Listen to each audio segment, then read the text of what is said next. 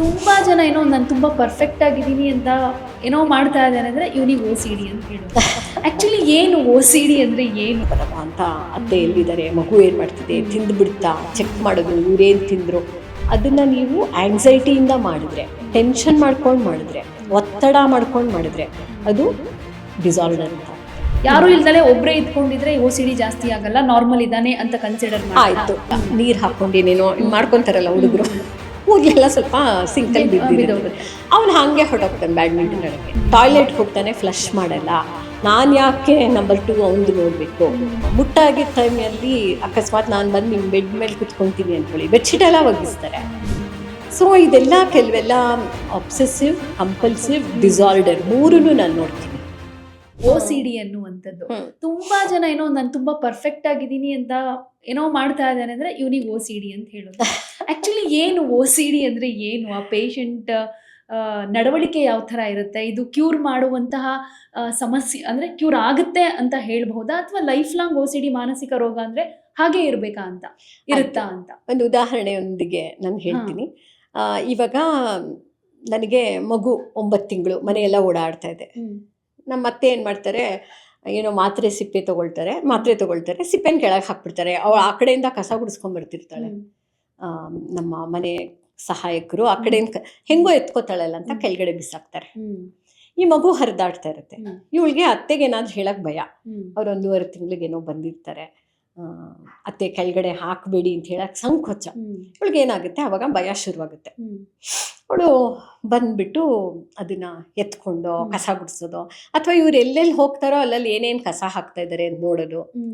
ಅದು ಓಕೆ, ಅವ್ರ ಹಿಂದೆ ಹೋಗಿ ಪೊಲೀಸ್ ಮ್ಯಾನ್ ಕೆಲಸನ ಜಾಗ್ರತೆ ಮಾಡಿದ್ರೆ ಏನು ತಪ್ಪಿಲ್ಲ. ಆದ್ರೆ ಟೆನ್ಷನ್ ಮಾಡ್ಕೊಂಡು ನೀವು ಮಾಡಿದ್ರೆ ಅದು ಒಬ್ಸೆಷನ್ ಆಗುತ್ತೆ. ಒಬ್ಸೆಷನ್ ಕಂಪಲ್ಷನ್ ಅಂದ್ರೆ ಮಾಡ್ಲೇಬೇಕು. ಇವಾಗ ನಿದ್ದೆ ಮಾಡ್ತಿರ್ತಾಳೆ 3 ಗಂಟೆಲಿ, ಸುಸ್ತಾಗಿರುತ್ತೆ ಬೆಳಗ್ಗೆಯಿಂದ ಕೆಲಸ ಮಾಡಿ. She's a nice lady.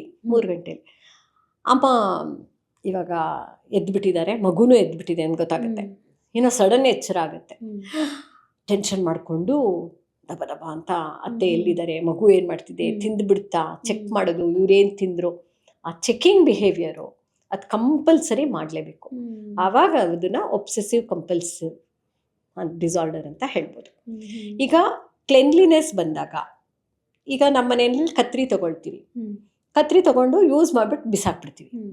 ಅದು ನೆಕ್ಸ್ಟ್ ಇನ್ಯಾರಿಗೋ ಬೇಕಾಗಿರುತ್ತೆ. ಅವಾಗ ಅವ್ರು ಏನು ಮಾಡಬೇಕು, ಅದಕ್ಕೆ A place for everything in its place ಅಂತ. ಎಲ್ಲರೂ ಒಂದು ಡಿಸಿಪ್ಲಿನ್ನ ರೂಢಿ ಮಾಡಿಕೊಂಡ್ರೆ, ಎಲ್ಲದಕ್ಕೂ ಒಂದು ಜಾಗ ಮಾಡೋದು, ಆ ಜಾಗದಲ್ಲೇ ಆ ಸಾಮಾನ ಉಪಯೋಗಿಸಿದ್ಮೇಲೆ ಇಟ್ಬಿಡ್ಬೇಕು. ಆವಾಗ ಕತ್ಲೇಲೂ ನಮಗೆ ಎಲ್ಲ ಸಾಮಾನುಗಳು ಸಿಗುತ್ತೆ. ಅದನ್ನು ಇನ್ನೊಬ್ಬರ ಮೇಲೆ ನಾವು ಹೇರ್ತಾ ಇರ್ತೀವಿ, ಹೊಡೆಯೋದು, ಬಡಿಯೋದು. ಈಗ ಅವ್ರು ಅದು ಚಾಕು ತೊಗೊಂಡು ಎಲ್ಲೋ ಇಟ್ಬಿಡ್ತಾರೆ, ನಾವು ಅದನ್ನು ಕ್ವಶನ್ ಮಾಡೋಕ್ಕಾಗಲ್ಲ ಅಂದರೆ ನೀವು ಬಚ್ಚಿಟ್ಕೋಬೇಕಷ್ಟೆ. ಆದರೆ ಕೆಲವು ಮನೆಗಳಲ್ಲಿ ಏನಾಗುತ್ತೆ, ಈ ಥರ ವ್ಯಕ್ತಿಗಳಿರ್ತಾರಲ್ಲ, ಪರ್ಫೆಕ್ಷನಿಸಮು, ಅವರೆಲ್ಲ ಒಂದು ಜೋಡಿಸ್ಕೊಂಡಿರ್ತಾರೆ. ಆ ಜೋಡಣೆನ ಮುರಿಯೋಕ್ಕೇನೆ ಈಗ ಮಿಕ್ಸರ್ ಮುಚ್ಚಳ ಮುಚ್ಚಿಟ್ಬಿಡೋದು, ಆ ಥರ ಎಲ್ಲ ಮಾಡಿದ್ರೆ ಅವರು ಇವರ ಪರ್ಫೆಕ್ಷನಿಸಮ್ಗೆ ಮ್ಯಾನಿಪುಲೇಷನ್ ಮಾಡ್ತಾ ಇರ್ತಾರೆ. ಈ ಥರ ಎಲ್ಲ ಇನ್ನೂ ಮುಂದುವರ್ಕೊಂಡು ಬರುತ್ತೆ. ಯಾವುದನ್ನೇ ಪರ್ಫೆಕ್ಷನಿಸಮ್ ಆಗಲಿ, ಅದನ್ನು ನೀವು ಆಂಗ್ಸೈಟಿಯಿಂದ ಮಾಡಿದ್ರೆ, ಟೆನ್ಷನ್ ಮಾಡ್ಕೊಂಡು ಮಾಡಿದ್ರೆ, ಒತ್ತಡ ಮಾಡ್ಕೊಂಡು ಮಾಡಿದ್ರೆ ಅದು ಡಿಸಾರ್ಡರ್ ಅಂತ ಆಗುತ್ತೆ. ನೀವು ಎಷ್ಟೇ ಸತಿ ಯಾರೇ ಮನೆ ಗಲೀಜು ಕ್ಲೀನ್ ಮಾಡಿದ್ರು, ನಾನು ಮನೇಲೇ ಇರ್ತೀನಿ, ನಾನು ಕ್ಲೀನ್ ಮಾಡ್ಕೊಂಡು ಹೋಗ್ತೀನಿ ಅಂದರೆ ನೀವು ಇನ್ನೊಬ್ಬರ ಗಲೀಜನ್ನ, yes you are encouraging bad behaviour, you are not teaching any proper, ಅದು ಆಗುತ್ತೆ. ಇಲ್ಲ ನನ್ನ ಪಾಡಿಗೆ ನಾನು ಮಾಡ್ಕೊಂಡು ಹೋಗ್ತೀನಪ್ಪ, ಇಟ್ಸ್ ಓಕೆ. ಇದು ಹಣಕಾಸುಗೂ ಇರುತ್ತೆ ಒಬ್ಸೆಷನ್ಸ್. ಎಲ್ಲ ವರ್ತನೆಯಲ್ಲೂ ಒಬ್ಸೆಷನ್ನು ಕಂಪಲ್ಸಿವ್ ಆಗಿ, ಅಂದರೆ ಬೇರೆಯವರು ನಮ್ಮ ಜೊತೆ ಯಾರು ಇರ್ತಾರೆ ಅವರಿಂದ ಇದು ಜಾಸ್ತಿ ಆಗುತ್ತೆ ಅಂತ ಕನ್ಸಿಡರ್ ಮಾಡೋದ? ಹಾಗಾದ್ರೆ ಯಾರು ಇಲ್ದಲೆ ಒಬ್ಬರೇ ಇದ್ಕೊಂಡಿದ್ರೆ ಓ ಸಿ ಡಿ ಜಾಸ್ತಿ ಆಗಲ್ಲ, ನಾರ್ಮಲ್ ಇದ್ದಾನೆ ಅಂತ ಕನ್ಸಿಡರ್ ಮಾಡಿ. ಆಯಿತು, ಇವಾಗ ನೀವು ಹುಡುಗ, ನೀವು ಹೋಗ್ಬಿಟ್ಟು ಹಿಂಗೆ ಸಿಂಕಲ್ಲಿ ತಲೆ ಬಚ್ಕೊಂತೀರಾ, ನೀರು ಹಾಕೊಂಡು ಏನೇನೋ ಮಾಡ್ಕೊತಾರಲ್ಲ ಹುಡುಗರು, ಕೂದಲೆಲ್ಲ ಸ್ವಲ್ಪ ಸಿಂಕಲ್ಲಿ ಬಿದ್ದಿರುತ್ತೆ. ಅವ್ನು ಹಾಗೆ ಹೊರಟೋಗ್ತಾನೆ ಬ್ಯಾಡ್ಮಿಂಟನ್ ಆಡೋಕ್ಕೆ. ಇಷ್ಟು ದಿನ ಅವ್ರ ಅಮ್ಮ ಬಂದು ಕ್ಲೀನ್ ಮಾಡ್ತಿರ್ಲಿಲ್ವೋ, ಕಟ್ಕೋತಿತ್ತೋ, ಅದೇನಾಗ್ತಿತ್ತೋ. ಈಗ ಮದುವೆ ಆದಮೇಲೆ ಅದೆಲ್ಲ ಫೋಕಸ್ ಆಗುತ್ತಲ್ವಾ, ಆವಾಗ ಇವನು ಗಲೀಜು, ನಂಗದು ಓ ಸಿ ಡಿ, ನನಗೆ ಕ್ಲೀನಾಗಿರಬೇಕು. ಇವ್ನಿಗೆ ಹೇಳಿ ಮ್ಯಾಮ್, ಟಾಯ್ಲೆಟ್ಗೆ ಹೋಗ್ತಾನೆ, ಫ್ಲಶ್ ಮಾಡಲ್ಲ, ನಾನು ಯಾಕೆ ನಂಬರ್ 2 ಅವನದು ನೋಡಬೇಕು. ಅವನಿಗೆ ಅವ್ರ ಅಮ್ಮ ಇದು ಮಾಡಿ ಮಾಡಿ ಅವ್ರ ಅಮ್ಮಂಗೇನು ಓ ಸಿ ಡಿ ಇಲ್ಲ, ಆದರೆ ಇವನು ಬಿಟ್ಟಿದ್ದ ಕೆಲಸ ಎಲ್ಲ ಅವ್ರ ಅಮ್ಮ ಮಾಡಿ ಅವನಿಗೆ ಅದ್ರ ಬಗ್ಗೆ ಗಮನನೇ ಇರಲ್ಲ. ಇವಳಿಗೆ ಒಬ್ಬಳೇ ಇರ್ತಾಳೆ, ಮನೆ ನೀಟಾಗಿ ಇಟ್ಕೊಂಡಿರ್ತಾಳೆ. ಅಂಥ ಟೈಮ್ನಲ್ಲಿ ಅಯ್ಯೋ ಮೂರ್ಛನೆ ಹೋಗ್ಬಿಡ್ತಾರೆ ಕೆಲವು ಗಂಡು ಮಕ್ಕಳು. ಒಂದು ದಾರ ಕಟ್ಟಬಿಟ್ಟು ಈ ಕಡೆಯಿಂದ ಆ ಕಡೆಗೆ ಹಗ್ಗದ ಮೇಲೆ ಎಲ್ಲ ಬಟ್ಟೆ ಹಾಕೊಂಡ್ಬಿಟ್ಟಿರ್ತಾರೆ, ರೂಮ್ ಎಲ್ಲ ಗಲೀಜಾಗಿ ಇಟ್ಕೊಂಡಿರ್ತಾರೆ. ಮದುವೆ ಆಗಿ ಬಂದಮೇಲೆ ಇದೇನಾ ಮನೆಗೆ ಬರಬೇಕಾ ಅಂತ ಮೂರ್ಛೆ ಹೋದವರು ಇದ್ದಾರೆ, ಆಸ್ಪತ್ರೆಗೆ ಅಡ್ಮಿಟ್ ಆಗಿದವರು. ಸೊ ಒಬ್ಸೆಷನ್ನ ಇವನನ್ನು ಹೆಂಗೆ ಬಗ್ಸೋದು, ನಾನು ಇಂಥ ಗಲೀಜ್ ಜಾಗದಲ್ಲಿ ನಾನು ಇರಬೇಕಾ ಅಂತ. ಸೊ ಇಲ್ಲಿ ಇವಳನ್ನ ನಾವು ಅಂದರೆ ಅದಕ್ಕೆಲ್ಲ ಪ್ಯಾರಾಮೀಟರ್ಸ್ ಇದೆ. OCPD ಅಂತಲೂ ಇದೆ. ಒಬ್ಸೆಷನ್ ಬೇರೆ, ಒಬ್ಸೆಸಿವ್ ಕಂಪಲ್ಸಿವ್ ಬೇರೆ, ಡಿಸಾರ್ಡರ್ ಬೇರೆ. 3 ಲೆವೆಲಲ್ಲಿ ನೋಡಬೇಕು. ಯಾವಾಗ ಯಾವುದನ್ನ ಡಿಸಾರ್ಡರ್ ಅಂತೀವಿ, ಇದನ್ನ ಇವಾಗ 1 ನಿಮಿಷದಲ್ಲಿ ನನಗೆಲ್ಲ ಹೇಳ್ಬಿಡಿ ಅಂದರೆ ಇದೊಂದು ಹರಿಕತೆ. ನಾನೇನು ಕೇಳೋದು, ಇದೇನಾದ್ರು ಎಕ್ಸ್ಟ್ರೀಮ್ ಲೆವೆಲ್ಗೆ ಹೋದ್ರೆ ಏನಾಗುತ್ತೆ ಅಂತ. ಏನಾಗುತ್ತೆ ಅಂದರೆ ಸಫರ್ ಆಗುತ್ತಾರೆ ಅಲ್ವಾ. ಈಗ ಇಡೀ ದಿನ ನೀವು ಮನೆ ತೊಳಿತಾನೆ ಇದ್ರೆ, ಈಗ ನಾನು ಮಕ್ಕಳನ್ನ ಅಂಬೆಗಾಲಿಡಕ್ಕೂ ಬಿಟ್ಟಿಲ್ಲ, ಗಲೀಜಿರುತ್ತೆ ಅಂದ್ಬಿಟ್ಟು ಅತ್ತೆ ಎತ್ಕೊಂಡೇ ಇರ್ತಾರೆ. ಸೊಸೆಗೆ ಭಯ, ಅಬ್ನಾರ್ಮಲ್ ಅನ್ನೋ ಥರ ಕಾಣಿಸುತ್ತೆ. ಮ್ಯಾಮ್ ಕೆಳಗಡೆನೆ ಬಿಡಲ್ಲ, this is not the way I wanted to bring up my children ಅಂತ ಅವಳು ಕುಯ್ಯೋ ಅಂತಿರ್ತಾಳೆ. ಆಮೇಲೆ ಮುಟ್ಟಾಗಿದ್ದ ಟೈಮಲ್ಲಿ ಅಕಸ್ಮಾತ್ ನಾನು ಬಂದು ನಿಮ್ಮ ಬೆಡ್ ಮೇಲೆ ಕುತ್ಕೊತೀನಿ ಅಂದ್ಕೊಳ್ಳಿ, ಬೆಡ್ಶೀಟ್ ಎಲ್ಲ ಒಗಿಸ್ತಾರೆ. ಸೊ ಇದೆಲ್ಲ ಕೆಲವೆಲ್ಲ ಒಬ್ಸೆಸಿವ್ ಕಂಪಲ್ಸಿವ್ ಡಿಸಾರ್ಡರ್ 3 ನಾನು ನೋಡ್ತೀನಿ ಆಯಿತಾ. ಯಾವುದು ಒಬ್ಸೆಷನ್ ಲೆವೆಲಲ್ಲಿದೆ, ಯಾವುದು ಒಬ್ಸೆಸಿವ್ ಕಂಪಲ್ಸಿವ್ ಆಗೂ ಇದೆ. ಟೆನ್ಷನ್ ಮಾಡ್ಕೊಂಡು ಇದನ್ನು ಕಂಪಲ್ಸಿವ್ ಬಿಹೇವಿಯರ್ನ ಎಕ್ಸಿಕ್ಯೂಟ್ ಮಾಡಿದಾಗ ಮಾತ್ರ ನಾನು ಡಿಸಾರ್ಡರ್ ಅಂತ ಕರಿತೀನಿ. ಕೆಲವೆಲ್ಲ ಈಸಿಲಿ ನಿಮಗೆ ಗೊತ್ತಾಗುತ್ತೆ. ವ್ಯಕ್ತಿತ್ವನೇ ಆ ಥರ ಇದ್ದರೆ, OCPD ಅಂತ ಇದ್ದರೆ ಆವಾಗ ಇರೋರಿಗೆ ಸುತ್ತ ಇರೋರಿಗೆ ತೊಂದರೆ ಆಗುತ್ತೆ. ಅಂದರೆ ಇವಾಗ 12ನೇ ವರ್ಷದ ಮಗು ಕೇಕ್ ಕಟ್ ಮಾಡಬೇಕು, ಯಾರನ್ನೂ ಕರಿಬೇಡ, ಅವ್ರು ಎಲ್ಲೆಲ್ಲಿ ಮುಟ್ಕೊಂಡು ಒಳಗೆ ಬಂದಿರ್ತಾರೋ. ಸೊಸೆಗೆ ಏನು ಅನ್ಸುತ್ತೆ, ಈ ಅತ್ತೆ ಜೊತೆ ಇರೋಕ್ಕಾಗಲ್ಲ ಅನ್ಸುತ್ತೆ. ಕೆಟ್ಟೋರಲ್ಲ, ಒಳ್ಳೆಯವರೇ, ಆದರೆ ಸಣ್ಣ ಪುಟ್ಟ ವಿಚಾರಗಳೇ ಒಂಥರ ಕಾಂಪ್ಲಿಕೇಶನ್ ಆಗುತ್ತೆ ಖಂಡಿತ. ಮತ್ತೆ ಕ್ಲೆನ್ಲಿನೆಸ್ ಫ್ರೀಕ್ ಇರೋರಿಗೆ ಒಂದು ಅಂಡರ್ ಆರ್ಮ್ ಸ್ಮೆಲ್ ಬರ್ಬೋದು. ಆವಾಗ ದಾಂಪತ್ಯ ಜೀವನದಲ್ಲಿ ತೊಂದರೆ ಆಗುತ್ತೆ, ಯಾಕಂದರೆ ಅವಳು ಕ್ಲೀನ್ ಅಂತಿರ್ತಾಳಲ್ವಾ, ಅಥವಾ ಹೆಂಡತಿಗಿರ್ಬೋದು ಇಲ್ಲ ಗಂಡಂಗಿರ್ಬೋದು. ಸೊ ಅವ್ರಿಗೇನು ಅಲ್ಲದೆ ಇದ್ರು ಇವರಿಗೆ ಸಣ್ಣ ಪುಟ್ಟ ಈ ಥರದ ವಿಚಾರಗಳು ಇರಿಟೇಟ್ ಆಗೋದಕ್ಕೆ ಶುರುವಾದಾಗ ಅದೇ ಮುಂದೆ ದೊಡ್ಡ ಮಟ್ಟದಲ್ಲಿ ಬಾಡಿ ಸ್ಟಿಂಕ್ ಅಂತ ತುಂಬಾನೇ ಕೆಲವ್ರಿಗೆ ಓವರ್ ಥಿಂಕಿಂಗ್ ಮಾಡ್ತಾರಲ್ಲ, ಅವ್ರಿಗೆ ತುಂಬ ಬೆವರುತ್ತೆ, ಬೆವರಲ್ಲಿ ವಾಸನೆ ಇರುತ್ತೆ. ಬರೀ ಬೆವರಿದ್ರೆ ಓಕೆ, ನಾನ್ ಇದು ಸ್ಮೆಲ್ ಇಲ್ಲದೆ ಇರೋ ಆದರೆ ಪರವಾಗಿಲ್ಲ. ಕೆಲವ್ರಿಗೆ ತುಂಬ ಸ್ಮೆಲ್ ಬರುತ್ತೆ, ಬಾಡಿ ಸ್ಮೆಲ್ ಜಾಸ್ತಿ ಇರುತ್ತೆ. ಪಾಪ ಅವ್ರಿಗೆಲ್ಲ ಎಷ್ಟೊಂದು ಜನಕ್ಕೆ ಎಷ್ಟೋ ಥರ ಮನಸ್ಸು ಅಂದಮೇಲೆ ಅದೊಂದು ಉಗ್ರಾಣ, ಆಲೋಚನೆಗಳ ಉಗ್ರಾಣ. ಯಾವ ಒಂದು ಹೇಳಿದ್ರಲ್ಲ 20,000 ಆಲೋಚನೆ ಒಂದು ದಿನಕ್ಕೆ ಬಂದು ಹೋಗುತ್ತೆ ಅಂತ. ಯಾವುದನ್ನ ನಾನು ಹಿಡ್ಕೊಂಡು, ಅಂದರೆ ನನಗೆ ಕೂಲಾಗಿರೋಕ್ಕೆ ಬರಲ್ವಲ್ಲ. ಇವಾಗ ಕೆಲಸ ಹೋಯ್ತು ನಂದು, ಓಕೆ ಕೂಲ್, ನೋ ಪ್ರಾಬ್ಲಮ್ ಅನ್ನಲ್ಲ. ಕೆಲಸ ಹೊಡಿತು ಹೆಂಡತಿಗೆ ಹೇಳಲ್ಲ. ಮತ್ತು ಪಾರ್ಕಲ್ಲಿ ಹೋಗಿ ಕೂತ್ಕೊಂಡು ಬರೋದು, ಇದೆಲ್ಲ ಒಬ್ಸೆಷನ್ನೇ. ದಿನಾ ಬೆಳಗ್ಗೆ ಲಂಚ್ ತೊಗೊಂಡು ಲ್ಯಾಪ್ಟಾಪ್ ತೊಗೊಂಡು ಪಾರ್ಕಲ್ಲಿ ಕೂತ್ಕೊಂಡು, ಅವಳು 3 ತಿಂಗಳಾದ್ಮೇಲೆ ಗೊತ್ತಾಗುತ್ತೆ ಯಾಕಪ್ಪ ಹಂಗೆ ಮಾಡಿದೆ ಅಂದರೆ ನನಗೆ ಹೇಳ್ಕೊಳಕ್ಕಾಗಲಿಲ್ಲ, ಹೇಳಿದರೆ ನೀನು ಹೇಗೆ ರಿಯಾಕ್ಟ್ ಮಾಡ್ತೀವಿ. ಬರೀ ನಾವು ಹೆಣ್ಮಕ್ಳದ್ದೇ ನೋಡ್ತಾ ಇದ್ದೀವಿ. ಆ್ಯಕ್ಚುಲಿ ಗಂಡು ಮಕ್ಳಿಗೂ ತುಂಬ ಮಾನಸಿಕ ತುಮುಲುಗಳು ಇರುತ್ತವೆ. ಯಾರೂ ಒಂದು ಪ್ಲ್ಯಾಟ್ಫಾರ್ಮಲ್ಲಿ ನಿಲ್ಲಿಸ್ಬಿಟ್ಟು ಬಾರಯ್ಯ ನಿಂದೇನು ಅಂತ ಯಾರೂ ಹೇಳಲ್ಲ. ಪ್ಲಸ್ ಗಂಡಸರಿಗೆ ನನಗೇನು ಆಗಿಲ್ಲ ಅನ್ನೋದಿರುತ್ತೆ. ಮತ್ತು ಮನೆಯಲ್ಲಿ ಜಗಳ ಆಗೋದಕ್ಕೆ ಇನ್ನೊಂದು ಕಾರಣ ಏನು ಅಂದರೆ, ರೀ ನೋಡಿ ಅಲ್ಲಿ ನೀರು ಬರ್ತಾ ಇಲ್ಲ ಅಂತ, 2nd ಫ್ಲೋರ್ ಟ್ಯಾಪ್ ಏನೋ ವರ್ಕ್ ಆಗ್ತಾ ಇಲ್ಲ ಅಂತ ಹೇಳ್ತವೆ. ನೆನ್ನೆ ನೋಡಿದೆ ಆಗ್ತಾ ಇತ್ತು, ಅದೇ ಹಾಗೆ ನಾನೇನು ಸುಳ್ಳು ಹೇಳ್ತಿದ್ದೀನ.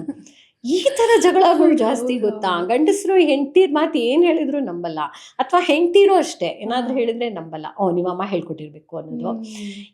ಅವರು ವೈಯಕ್ತಿಕವಾಗಿ ಜಗಳ ಆಡಿದ್ದೇ ಕಡಿಮೆ, ಆಮೇಲೆ ನಗ್ತಾರೆ ಅವರು. ಮ್ಯಾಮ್ ನಾವು ಇನ್ಯಾರ್ದೋ ವಿಚಾರಕ್ಕೆ ನನಗೆ ಎಲ್ಲದಕ್ಕೂ ಪ್ರೂಫ್ ಇಟ್ಟಿರ್ಬೇಕು. ಇವ್ರಿಗೆ ಪ್ರೂಫ್ ಇಲ್ದಲೆ ಇವಾಗ ಡರ್ಟಿ ಮಾಡೋ ಹಂಗಿಲ್ಲ, ಅಬ್ಯೂಸಿವ್ ವರ್ಡ್ಸ್ ನಿಮ್ಮಮ್ಮ ಯೂಸ್ ಮಾಡ್ತಾರೆ ನನ್ನ ಮೇಲೆ ಅಂದರೆ ನಂಬದೇ ಇಲ್ಲ. ನಾನು ಅಂದೆ, ನೀನು ಯಾಕಮ್ಮ ಅವರಿಬ್ಬರು ಕಳ್ಳ ಪೊಲೀಸ್ ಥರ ಅವನಿಗೆ ಹೋಗಿ ಹೇಳ್ತೀಯ.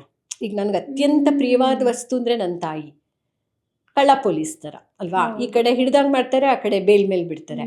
ಸೊ ಇವಾಗ ನಾನು ಹೋಗಿ ಹೇಳಿದ್ರೆ, ಅಮ್ಮ ನೀನು ಹಾಗೆಲ್ಲ ಹೇಳ್ಬೇಡ ಅಂತ ಹೇಳ್ತಾರೆ. ಅವರು ಸಪ್ರೆಸ್ ಮಾಡ್ಕೊಂಡಿರ್ತಾರಲ್ವಾ, ಕಲ್ಚರಲಿ, ರಿಲಿಜಿಯಸ್, ರಿಚುವಲ್ಸ್, ಸ್ಪಿರಿಚುವಲ್ ಎಲ್ಲ ಥರಲ್ಲೂ ನಾವು ಬೇರೆ ಬೇರೆ ಇರ್ತೀವಲ್ವ. ನಮ್ಮ ಕಾಲ ಘಟ್ಟನೇ ಬೇರೆ ಬೇರೆ ಇರುತ್ತಲ್ವ. ಹಾಗೆ ಅದಕ್ಕೆ ಜೀವಶಿವರುದ್ರಪ್ಪನವ್ರು ಹೇಳೋದು, ಎಷ್ಟು ಕಷ್ಟವೋ ಹೊಂದಿಕೆ ಎಂಬುದು 4 ದಿನದ ಈ ಬದುಕಿನಲ್ಲಿ. ಎಲ್ಲಿದೆ ನಂದನ, ಎಲ್ಲಿದೆ ಬಂಧನ, ಎಲ್ಲ ಇದೆ ನಮ್ಮೊಳಗೆ. ಒಳಗಿನ ತಿಳಿಯನು ಕಲಕದೇ ಇದ್ದರೆ. ಅವ್ರು ಮಾಡ್ಕೊಂತಾರ ಕ್ಲೀನು, ಮಾಡ್ಕೊಳ್ಳಿ ಬಿಡಿ. ಡಿಸಿಪ್ಲಿನ್ ಇಲ್ಲ, ಕುಡಿದ್ ಲೋಟ ಅಲ್ಲೇ ಬಿದ್ದಿರುತ್ತೆ. ಈ ಹೆಣ್ಮಕ್ಳು ಅಷ್ಟೇ, ನಾವು ಎಷ್ಟು ಥರ ದುಪ್ಪಟಾಗಳು, ಟಾಪ್ಗಳು, ಸೀರೆಗೆ 2 ಬ್ಲೌಸು, ಅದಕ್ಕೆ embroidery, nail polish, nail art, ಲಿಪ್ಸ್ಗೆ, ಕಣ್ಗೆ, ನಾವು ಹೊರಗಡೆ ಶರೀರಕ್ಕೂ ಮೇಕಪ್, ಅಡಿಯಿಂದ ಮುಡಿ ತನಕ ಅಂತ ಹೇಳಲ್ಲ. ಆದ್ರೆ ಅದಕ್ಕೆಲ್ಲ ದುಡ್ಡು ಯಾರು ತಂದ್ಕೊಡ್ತಾರೆ? ಕಷ್ಟ. ಇವಳು ದುಡಿಯಲ್ಲ, ಅವನು ತಗೊಂಡ್ಬಾ ಅಂತ ಹೇಳ್ತಾಳೆ, ಇದಕ್ಕೆ ಬೇಕು ಅದಕ್ಕೆ ಬೇಕು ಅಂತ. ಸೊ ಅವಾಗ ನಮಗೆ ಆ ತಿಳಿಯಾಗಿರಲ್ಲ ಮನಸ್ಸು. ಅದೇ ಅಮೃತದ ರುಚಿ ಇದು ನಾಲಿಗೆಗೆ ಲಾಸ್ಟಿಗೆ ಬರುವಂಥದ್ದು, ಒಳಗಿನ ತಿಳಿಯನ್ನ ಕಲಕದೇ ಇದ್ರೆ. ಅದು ಇನ್ನೊಬ್ರು ಕಲ್ಕೋನು ನಾವು ಅನ್ಕೊಂಡ್ಬಿಡ್ತೀವಿ, ನನ್ನಲ್ಲೇನೆ ಇರುತ್ತಲ್ಲ ಇದೆಲ್ಲ. ನಾನೇನೋ ಈ ಸೀರೆ ಉಟ್ಕೊಂಡ್ಬಿಡ್ತೀನಿ, ಅವರೆಲ್ಲ ಅದು ಉಟ್ಕೊಂಡ್ಬಿಡ್ತಾರೆ ಏನಂತೀವಾಗ. ಖಂಡಿತ. ನಾನು ಇದೇ ಡ್ರೆಸ್ಸಲ್ಲಿ ಬೌಲಿಂಗ್ ಕ್ಲಬ್ಗೂ ಹೋಗ್ತೀನಿ ಬೇಕಾದ್ರೆ. ಅಂದರೆ ನಾನು ಒಂದು ಅಟೈರ್ನ ನಂದು ಅಂದ್ಕೊಂಡ್ಬಿಟ್ಮೇಲೆ ನಾನು ಯಾವ ಬ್ಲೌಸನ್ನು ಒಂದು 5,000 ರೂಪಾಯಿ ಆ ಥರ ಕೊಟ್ಟು ಹೊಲಿಸೇ ಇಲ್ಲ. ಯಾವಾಗಲೂ ರೌಂಡ್ ನೆಕ್ ಸ್ಟ್ರೇಟ್, ಯಾಕಂದ್ರೆ ನಂಗೆ ಅಷ್ಟು ಟೈಮ್ ಇರಲ್ಲ. ನೀ ಹಿಂಗೆ ಹೊಲಿ, ಅದಕ್ಕೆ ಕಾಲರ್ ಇಡು, ಅದನ್ನ ಇಲ್ಲಿ ಡೀಪ್ ಮಾಡು, ಹಾಲ್ಟರ್ ನೆಕ್ ಮಾಡು, ಇದೆಲ್ಲ ಹೇಳಕ್ಕೆ ನಂಗೆ ಟೈಮೇ ಇರಲ್ಲ. ನಾನು ಓದ್ಕೊಳ್ಳ ಅಥವಾ ಬಂದವ್ರನ್ನ ನೋಡ್ಲಾ ಅಥವಾ ಅವ್ರಿಗೇನು ಆಗ್ತಾ ಇದೆ ಅಂತ ಸಮರಿ ಬರೀಲ್ಲ. Every case I have to keep a summary ಅಲ್ವಾ. ಸೊ ಈ ಥರದ್ದೆಲ್ಲ ಇರುವಾಗ ನಾನು ಸಿಂಪಲ್ ಆಗಿರ್ತೀನಿ, ನಂಗೇನು ಬೇಡ ಅಂತ. ಇಟ್ಸ್ ನಾಟ್ ಅಬೌಟ್ ಫೈನಾನ್ಸಸ್, ನಂಗೆ ಟೈಮ್ ಇಲ್ಲ. ಸೊ ಅದನ್ನ ನೀನು ಜಡ್ಜ್ ಮಾಡ್ಬೋದು, ಅವಳೊಂದು ಗೂಬೆ ಥರ ಬರ್ತಾಳೆ, ಮಾಡ್ಕೊಳ್ಳಿ ಬಿಡು ಅಲ್ವಾ. ನಮ್ಗೆ ಯಾವ್ದು ಕಂಫರ್ಟೇಬಲು ನಾವು ಆ ಥರ ಇದ್ರೆ ಮುಗೀತು. ಆ ಥರ ಯಾವುದನ್ನು ಸೀರಿಯಸ್ ಆಗಿ ತಗೋಬೇಕು. ಆದ್ರೆ ಯಾವ್ದನ್ನ ತಗೋಬೇಕು ಅಂತ ಅದನ್ನು ನಾವೇ ಡಿಸೈಡ್ ಮಾಡಿರ್ಬೇಕು. ಯಾರೋ ಏನೋ, ನನ್ನ ಸ್ವಭಾವ ಹೆಂಗೆ ಅಂದ್ರೆ, ಅಲ್ಲಿ ಯಾರೋ ಏನೋ ಅಂತಾರೆ ಅಂದ್ರೆ ಅಲ್ಲೊಂದು ಉತ್ತರ ಕೊಡ್ಲೇಬೇಕು ನಾನು. ಈಗ ಸುಮ್ಮನೆ ನೀನೊಂದು ಸೆಲೆಬ್ರಿಟಿ ಅಂತ ಯಾರೋ ಕುಚೋದ್ಯ ಮಾಡಿದ್ರು, ನಾನು ಅಂದೆ I may not be a celebrity, but definitely I am celebrated among doctors. ಪ್ರತಿಯೊಂದು ಡಾಕ್ಟರ್ಗೂ ನಾನು ಬೇಕು. ಶುಭ ನೋಡು, ತಲೆನೋವಿದೆ, ಇದಕ್ಕೆ ನಾನು ಇದು ಗುಡ್ ಆಕ್ಚುಲಿ. ಅಂದ್ರೆ ಅವ್ರು ಏನೇ ಹೇಳಿದ್ರು ಅದನ್ನ ನಾವು ಪಾಸಿಟಿವ್ ತಗೊಂಡು ಅವ್ರಿಗೊಂದು ಟಾಂಟ್ ಕೊಡ್ತೀವಿ ಅಂತ ಅಂದ್ರೆ ನಮಗೆ ಇದು ಎಲಿಜಿಬಿಲಿಟಿ ಇದೆ ನಮಗೆ ಅಂತ. ಹೌದು, ನಾನು ಸಾಯೋದ್ರೊಳಗೆ ಎಲ್ಲರಿಗೂ ಉತ್ತರ ಕೊಡ್ಬೇಕು ಅಂತ ನಾನು ಯಾರಿಗೂ ಕೇರ್ ಮಾಡಲ್ಲ. ಬಟ್ ಹಂಗಿದ್ದಾಗ ಅವಳು ತುಂಬಾ ಜೋರು, ನಮ್ಮಷ್ಟಿಲ್ಲಪ್ಪ, ಹೇಗಿದ್ರು ಜಡ್ಜ್ ಮಾಡ್ತಾರೆ. ಆದ್ರಿಂದ ನಮ್ಮ ಬದುಕನ್ನ ನಾವು ಇನ್ನೊಬ್ರಿಗೆ, ಈಗ ನನ್ನ ವರ್ತನೆಯಿಂದ ನನ್ನ ಮಕ್ಕಳು ಗಂಡಂಗೆ ತೊಂದರೆ ಆಗ್ಬಾರ್ದು, ಅಥವಾ ನಮ್ಮ ಮನೆಗೆ ಬಂದವ್ರಿಗೆ ತೊಂದರೆ ಆಗ್ಬಾರ್ದು. ನಾನು ಇನ್ನೊಬ್ರಿಂದ ತೊಂದರೆ ಆದಷ್ಟು ಅನುಭವಿಸಲ್ಲ ಅಂತ ಬೌಂಡ್ರಿ ಇಟ್ಕೊಂಡು ಬದುಕ್ತೀವಲ್ಲ, ಅದೇ ಶಕ್ತಿ. ಆ ಶಕ್ತಿಯನ್ನ ಕಿತ್ಕೊಳಕ್ ಯಾರಿಂದನೂ ಆಗಲ್ಲ. ಅದಕ್ಕೆ ಜನ ಹೆದರ್ಕೊಂಡು ನಮ್ಮ ಮೇಲೆ ಅಪಪ್ರಚಾರ ಮಾಡೋದು. ಅದನ್ನ ನಾವು ಅರ್ಥ ಮಾಡ್ಕೊಂಡ್ಬಿಟ್ರೆ ಈ ಬಾಕಿ ಲೌಕಿಕದ್ದೆಲ್ಲ ನಡೀತಾನೆ ಇರುತ್ತೆ. ನಮ್ಮ ಓಂಕಾರ್ ಅಂತ ಡಾಕ್ಟರ್ S.N. ಓಂಕಾರ್ ಯೋಗ ಗುರುಗಳು, ಅವ್ರನ್ನ ಕೇಳ್ತಾ ಇದ್ದೆ, ಮನುಷ್ಯನ್ಗೆ ಸೋಮಾರಿ ಅಂದ್ಬಿಟ್ರೆ ಯಾಕೆ ಕೋಪ ಬರುತ್ತೆ? ಅವ್ನು ಒಪ್ಕೊಳ್ಳೋದೇ ಇಲ್ಲ. ನನಗೆ ಯೋಗ ಕ್ಲಾಸ್ಗೆ ಹೋಗಿ ಯೋಗ ಮಾಡೋಕ್ಕಿಂತ ಅವರು ನೆನ್ನೆ ಯಾಕಮ್ಮ ಪ್ರತಿಮಾ ನೀನು ಬಂದಿಲ್ಲ ಅಂತ ಕೇಳ್ತಾರೆ. ಅದಕ್ಕೆ ನೀವೇನೋ ಒಂದು ಉತ್ತರ ಕೊಡ್ತೀರಾ, ಬರಲಿಲ್ಲ ಸರ್ ಅಂತೀರಾ. ಅಂದರೆ ಅವ್ರಿಗದು ಕ್ಯಾಶುಯಲ್. ಯೋಗದಲ್ಲಿ ಏನು turn up on the mat, at least ತಪ್ಪಿಸ್ಕೊಳ್ಬಾರ್ದು ಅಂತ. ಸೊ ಯಾಕೆ ನಮಗೊಂದು ಡಿಸಿಪ್ಲಿನ್ ಬರಲ್ಲ? ನಾನು ದಿನ 5:30 ಅದಕ್ಕೆ ಯೋಗ ಮಾಡಿ ಅನ್ನೋದು. ಆ ಯೋಗದಲ್ಲಿ ಏನಾಗುತ್ತೆ, ನಮ್ಮ ಶರೀರದಲ್ಲಿ ಉತ್ಪಾದನೆ ಆಗುವಂಥ ಟಾಕ್ಸಿಕ್ ಎಲಿಮೆಂಟ್, ವಿಷಪೂರಿತ ರಾಸಾಯನಿಕಗಳು ನಮ್ಮ ಶರೀರದಲ್ಲೇ ಇದೆ. ಅದಕ್ಕೆ ಕಾಯಿಲೆ ಬರೋ ಅಶಕ್ತತೆ ಮನುಷ್ಯನಲ್ಲೇ ಇದೆ ಅಂತ ಹೋಮಿಯೋಪತಿ ಹೇಳುತ್ತೆ. ಆದರೆ ನಾವು ಅರ್ಥ ಮಾಡ್ಕೊಳ್ಳಲ್ಲ. ಈ ಪ್ರತಿಮೆಯಿಂದ ನನಗೆ ಟಾಕ್ಸಿಸಿಟಿ ಬಂತು. ಅದಕ್ಕೇನೆ ನಮ್ಮ ಅಧ್ಯಾತ್ಮದಲ್ಲಿ ಹೇಳೋದು ಸ್ವಾಧ್ಯಾಯಾಭ್ಯಸನಂ ಚೈವ ವಾಗ್ಮಯಂ ತಪ ಉಚ್ಯತೆ. ಸ್ವಾಧ್ಯಾಯ ಮಾಡಿ ಅಂತ ಭಗವದ್ಗೀತೆ ಹೇಳುತ್ತೆ. ಯಾರೂ ಇನ್ನೊಬ್ರ ಮೇಲೆ ನೀವು ಫೋಕಸ್ ಮಾಡಿ ಅಂತ ಹೇಳೋದೇ ಇಲ್ಲ. ಸೊ ನನ್ನನ್ನು ನಾನು ಹೆಂಗೆ ಇಂಪ್ರೂವ್ ಮಾಡ್ಕೊಳ್ಳಿ, ನನ್ನಿಂದ ಇನ್ನೊಬ್ರಿಗೆ ತೊಂದರೆ ಆಗಬಾರ್ದು, ಇನ್ನೊಬ್ಬರು ನನಗೆ ತೊಂದರೆ ಮಾಡಿದ್ರೆ ನಾನು ಅದಕ್ಕೂ ಬಿಡಲ್ಲ. ಸೊ ಇದಕ್ಕೆ ವೆರಿ ಇಂಪಾರ್ಟೆಂಟ್. ಅದಕ್ಕೆ ಮಕ್ಕಳಲ್ಲೇ ಭಗವದ್ಗೀತೆ ಯೋಗ ಕಲಿಸಿದ್ರೆ ಚಿಂತನೆಗೆ ಅದು ಹಚ್ಚತ್ತೆ. ಯಾವುದೂ ಒಬ್ಸೆಷನ್ನು ಆಗಬಾರ್ದು. ನಮ್ಮ ಗೈಡ್ಲೈನ್ಸ್ ಬೇಕು, ನನಗೇನೋ ಗೊತ್ತಾಗ್ತಾ ಇಲ್ಲ ಅಂತಂದಾಗ ಅದು ಅನುದ್ವೇಗಕರಂ ವಾಕ್ಯಂ ಸತ್ಯಂ ಪ್ರಿಯಹಿತಂ ಚಯತ್ ಅಂತ. ಅನುದ್ವೇಗಕರ, ಯಾರಿಗೂ ನೀವು ತೊಂದರೆ ಕೊಡಬೇಡಿ, ಅವ್ರಿಗೆ ಉದ್ವೇಗ ಆಗೋ ಹಾಗೆ ಮಾತಾಡಬೇಡಿ, ಸತ್ಯ ಪ್ರೊವೋಕ್ ಮಾಡಬೇಕು. ಎಕ್ಸಾಕ್ಟ್ಲಿ, ಸತ್ಯ ಹೇಳಿ. ಆದರೆ ತುಂಬ ಅವ್ರಿಗೆ ನೋವಾಗುವಂಥ ಸತ್ಯನ ಹೇಳಬೇಡಿ. ಈಗ ನಿಮ್ಗೆ ಕ್ಯಾನ್ಸರ್ ಇದೆ ರೀ ಅಂತ ಹೇಳೋಕ್ಕಾಗಲ್ಲ. ಸ್ವಲ್ಪ ಅಪ್ರಿಯವಾದ ಸತ್ಯವನ್ನು ಕೂಡ ಸ್ವಲ್ಪವಾಗಿ ಹೇಳಬೇಕು.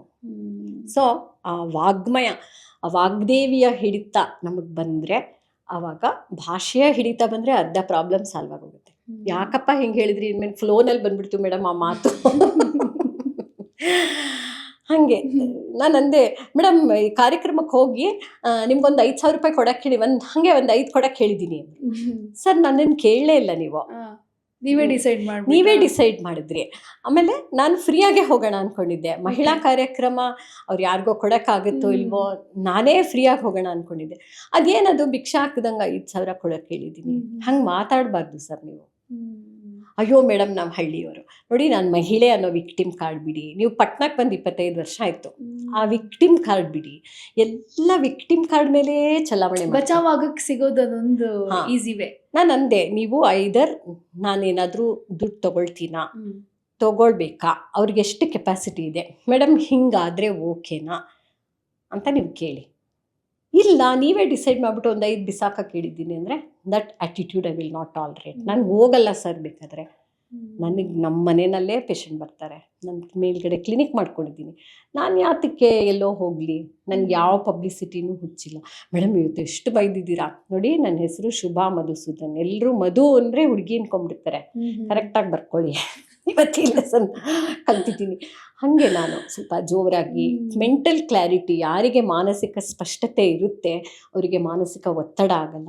ಮಾನಸಿಕ ಒತ್ತಡ ಆಗದೆ ಇದ್ದರೆ ನಮಗೆ ಮಾನಸಿಕ ದೃಢತೆ ಇರುತ್ತೆ, ಆರೋಗ್ಯ ಇರುತ್ತೆ. ಅನಾರೋಗ್ಯದ ವಿಚಾರವಾಗಿ ನಾವು ಮಾತಾಡ್ತೀವಿ, ಆರೋಗ್ಯದಿಂದ ಹೆಂಗಿರಬೇಕು, ಆರೋಗ್ಯಕರ ಮನಸ್ಸನ್ನು ನಾವು ಬೈತೀವಿ ನೋಡಿ. ಖಂಡಿತ ಅನಾರೋಗ್ಯ ಇದೆ ಅವರಿಗೆ ಅಂದರೆ ಖುಷಿಯಾಗಿ ಗಾಸಿಪ್ ಮಾಡ್ತೀವಿ. ಸೊ ಹಾಗಾಗಿ ಆರೋಗ್ಯಕರ ಮನಸ್ಸು ಅಂದರೆ ಯಾವುದು, ಅದನ್ನು ಅನುಕರಣೆ ಮಾಡೋಕ್ಕೆ ಸಾಧ್ಯನಾ, ಇದನ್ನು ನಾವು ಇವತ್ತಿನ ಮಟ್ಟಕ್ಕೆ ಯೋಚನೆ ಮಾಡಿದರೆ ಮಾತ್ರ. ಇಲ್ಲಾಂದರೆ 25 ವರ್ಷ ಆದರೂ ಇದೇ ಗಂಡನ ಪಕ್ಕ ಇದೇ ಹೇಳ್ಬೇಕಪ್ಪ ಅಂದ್ಕೊಂಡ್ರೆ, ಬೋರು ಅನಿಸ್ಬಿಟ್ರೆ ಖಂಡಿತ ಕಷ್ಟ ಅಲ್ವಾ. ಎಂತ ಮಾತು ಹೇಳಿದ್ರಿ. ಆ್ಯಂಡ್ ಇದ್ರ ಬಗ್ಗೆ ಇಷ್ಟು ಬೇಗ ಎಲ್ಲವೂ ಮುಗಿಯೋದಿಲ್ಲ. ಈ ಮಾನಸಿಕ ಆರೋಗ್ಯ ಆಗಿರ್ಬೋದು, ರಿಲೇಷನ್ಶಿಪ್ ಆಗಿರ್ಬೋದು, ಸಮಾಜ ಅಂತ ಬಂದಾಗ ಇಷ್ಟು ಬೇಗ ಮುಗಿಯಲ್ಲ. ಬಟ್ ಇರೋ ಅಂಥ ಇಷ್ಟು ಟೈಮಲ್ಲೇ ತುಂಬ ಚೆನ್ನಾಗಿ ನೀಟಾಗಿ ಎಕ್ಸ್ಪ್ಲೈನ್ ಮಾಡಿ, ಎಕ್ಸಾಂಪಲ್ ಕೊಟ್ಟು ಎಲ್ಲನೂ ಅರ್ಥ ಮಾಡಿಸೋ ರೀತಿಯಲ್ಲಿ ನೀವು ಒಂದಷ್ಟು ಮಾತಾಡಿದ್ದೀರಾ. ತುಂಬ ಖುಷಿ ಆಯಿತು. ಆ್ಯಕ್ಚುಲಿ ಮತ್ತೆ ಇನ್ನಷ್ಟು ವಿಚಾರಗಳ ಬಗ್ಗೆ ಮಾತಾಡೋದಕ್ಕೆ ಮತ್ತೆ ಸಿಗೋಣ ನಿಮ್ಮ ಜೊತೆ. Thank you so much. ನೀವು ಚೆನ್ನಾಗಿ ನನಗೆ ಉತ್ತೇಜನ ಕೊಟ್ರಿ. ನೀವು ನನಗೆ ನನ್ನ ಮಾತು ಕೇಳಿಸ್ಕೊಂಡಿದ್ದೀರ ಅಂದರೆ ನೀವೇ ಕೌನ್ಸಿಲರು. ಇಲ್ಲ, ನಿಮ್ಮಿಂದ ಒಂದಷ್ಟು ಕಲಿಯೋ ಅವಕಾಶ ಸಿಕ್ತು ಅಂತ ಅನಿಸುತ್ತೆ ನನಗೆ. ಒಂದಷ್ಟು ಸಿಂಪಲ್ ವಿಷಯಗಳು ನೀವು ಹೇಳ್ದಂಗೆ, ಇಲ್ಲಿ ಒಂದು ಜಾಗದಲ್ಲಿ ಕೂತಿದ್ದೀವಿ ಅಂದರೆ ನಾವೇ ಎಲ್ಲದನ್ನೂ ತಿಳ್ಕೊಂಡಿದ್ದೀವಿ ಅಂತಲ್ಲ, ಒಂದಷ್ಟು ವಿಚಾರ ನಿಮ್ಮಿಂದ ಗೊತ್ತಾಗ್ತಾ ಹೋದ. ಈಗ ರಾಹುಲ್ ದ್ರಾವಿಡ್ ಅಳವಡಿಸ್ಕೋಬೇಕು ಅಂತ ಅನ್ಸುತ್ತೆ. ಹೋಗುವಾಗ ರಾಹುಲ್ ದ್ರಾವಿಡ್ ಅವರು ಮಾತನ್ನ ಜ್ಞಾಪಕ ಇಟ್ಕೋಬೇಕು. ನಾನು ಎಷ್ಟೇ ಮ್ಯಾಚ್ ಆಡಿದ್ರು ಇವತ್ತು ಹೊಸ ಮ್ಯಾಚ್ ಅಂತಾರೆ. ಎಕ್ಸಾಕ್ಟ್ಲಿ. ಹಾಗೆ ನಾನು ಎಷ್ಟೇ ಕ್ಲೈಂಟ್ಗಳನ್ನ ನೋಡಿದ್ರು ಇನ್ಯಾರೋ ಒಬ್ರು ನಂಗೆ ಅರ್ಥ ಆಗದೆ ಇರ್ಬೋದು. ಯಾಕಂದ್ರೆ ಅವರು ಬೆಳೆದ ಕಾಲಮಾನ, ಅವರ ಸಾಮಾಜಿಕ ವಾತಾವರಣ, ಅವರ ಕೌಟುಂಬಿಕ ಒಂದು ಸನ್ನಿವೇಶ ಏನಿದೆ, ಮೊದಲನೇದ ಮಗು, ಎರಡನೇದ, ಮೂರನೇದ, ಹೀಗೆಲ್ಲ, ಅಥವಾ ಅವಳಿ ಜವಳಿನ, ಇದನ್ನೆಲ್ಲ ನಾವು ನೋಡುವಾಗ ಯಾವುದನ್ನು, ಯಾರ ನೋವನ್ನು ನಾನು ನೋಡಲ್ಲ, ಅವರಲ್ಲಿರೋ ಅಂಥ ಶಕ್ತಿಯನ್ನು ನೋಡ್ತಾ ಹೋಗ್ತೀನಿ. ಆವಾಗ ನಮಗೆ ಒಬ್ಬರ ಜೊತೆ ಒಬ್ಬರು ಬದುಕಕ್ಕೆ ಸುಲಭ ಆಗೋಗುತ್ತೆ. ಓ, ನನ್ನ ಮಗುಗೆ ಈ ಶಕ್ತಿ ಇದೆ, ಇವ್ರಿಗೆ ಈ ಟ್ಯಾಲೆಂಟ್ ಇದೆ. ಪ್ರತಿಮಾ ಎಷ್ಟು ಚೆನ್ನಾಗಿ ಸ್ಮೈಲ್ ಕೊಡ್ತಾರೆ. ಪ್ರತಿಯೊಬ್ಬರಲ್ಲೂ ಕ್ಯಾಮ್ರಾಮನ್ಗೊಂದು ತಾಳ್ಮೆ ಇರುತ್ತೆ, ಲೈಟಿಂಗ್ನವ್ರಿಗೂ ಇದನ್ನೊಂದಿರುತ್ತೆ. ಇದನ್ನು ನಾವು ಅರ್ಥ ಮಾಡ್ಕೊಳ್ದರೆ ನಿಮ್ಮಲ್ಲಿ ಏನು ಸಮಸ್ಯೆ ಇದೆ ಅದ್ರ ಮೇಲೆ ನಾವು ಫೋಕಸ್ ಮಾಡ್ತೀವಲ್ಲ, ಈಸಿಯಾಗಿ ಸಾಲ್ವ್ ಮಾಡೋದಕ್ಕೆ ಇವೆಲ್ಲವೂ ಕೂಡ ಒಂದು ಎಕ್ಸ್ಪೀರಿಯನ್ಸ್ನ ನಾವು ನೋಡಿದಾಗ ನಮಗೂ ಕೂಡ ಸರಿ ಮಾಡ್ಕೊಳ್ಳೋದು. ಎಲ್ಲರಲ್ಲೂ ದೇವರು ಒಂದು ಕಲೆ ಅನ್ನೋದು ಇಟ್ಟಿದ್ದಾನಲ್ವಾ. ಹೌದು. ಸೊ ಹಾಗಾಗಿ ಹೂವಿನ ಬಾಣದಂತೆ ಹುಡುಗಿ ಕೂಡ ನನ್ಗೆ ಖುಷಿ ಆಗ್ತಾ ಇತ್ತು. ಅವಳ ಆತ್ಮವಿಶ್ವಾಸ ನನ್ಗೆ ಇಷ್ಟ ಆಯ್ತು. ನಾನು ಆ ಗ್ರಾಮರ್ ಪಾರ್ಟ್ ಬಿಟ್ಬಿಡಿ, ಶ್ರುತಿಗೆ ಹಾಡಿಲ್ಲ, ತಾಳಕ್ಕೆ ಹಾಡಿಲ್ಲ ಅಂದ್ರಲ್ಲ, ನಾನು ಹಾಡು ಅಂದ್ರು, ಅದು ನೋಡಿ ವೈರಲ್ ಆಗಿ ಹಂಗೆ ಕರಿಮಣಿ ಮಾಲೀಕ ನಾನಲ್ಲ ಅದೇನೋ. ನನ್ಗೆ ಅದನ್ನೆಲ್ಲ ನಾನು ಗಮನಿಸ್ಕೊಳ್ತೀನಿ, ಯಾವ್ದು ವೈರಲ್ ಆಗ್ತಾ ಇದೆ, ಯಾವ ಟ್ರೆಂಡಲ್ಲಿದೆ, ಅದಕ್ಕೇನು ಕಾರಣ. ಹೌದಲ್ವಾ, ನನಗೊಂದು ಅಫೇರ್ ಇದ್ರೆ ಕರಿಮಣಿ ಮಾಲೀಕ ಯಾರು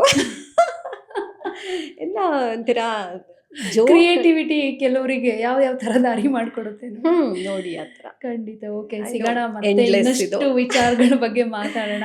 ಥ್ಯಾಂಕ್ ಯು ಸೋ ಮಚ್. ಧನ್ಯವಾದಗಳು Pratima. Subscribe to One India and never miss an update. Download the One India app now.